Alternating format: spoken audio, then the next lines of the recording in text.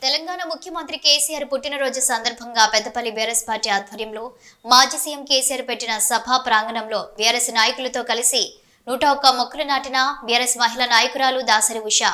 ఈ సందర్భంగా వారు మాట్లాడుతూ ఉద్యమ నేత, తెలంగాణ ప్రదాత అయిన మాజీ సీఎం కేసీఆర్ ఇలాంటి పుట్టినరోజు వేడుకలు మరెన్నో జరుపుకోవాలని కోరుకుంటూ జిల్లాలోని పెద్ద కల్వాలలో మాజీ సీఎం కేసీఆర్ సభ పెట్టడం జరిగింది.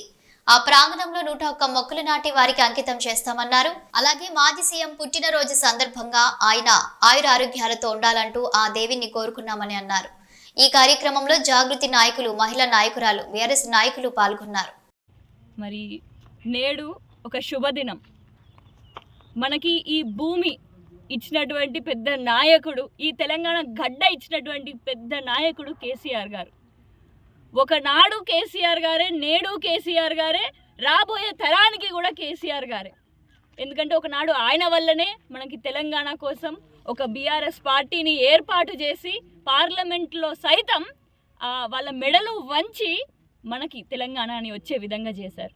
మరి నేడు కూడా ఈ కాంగ్రెస్ పీడిత పాలనలో ఎక్కడికక్కడ రైతన్నలని కూడా దుర్మార్గంగా వాళ్ళ చేతికి గొలుసులేసి జైల్లో పెడుతున్నటువంటి రాజ్యం నేడు కాంగ్రెస్ పాలనలో మనం చూస్తున్నాం. మరి అట్లాంటి రాజ్యం నుంచి కూడా మనల్ని బతికించేది ఎవరు అని అంటే మళ్ళా మన కేసీఆర్ సారే.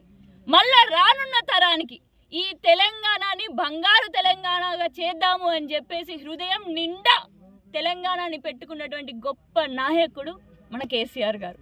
మరి అట్లాంటి కేసీఆర్ గారి వల్లనే ఈ తెలంగాణ బంగారుమయం అవుతుంది.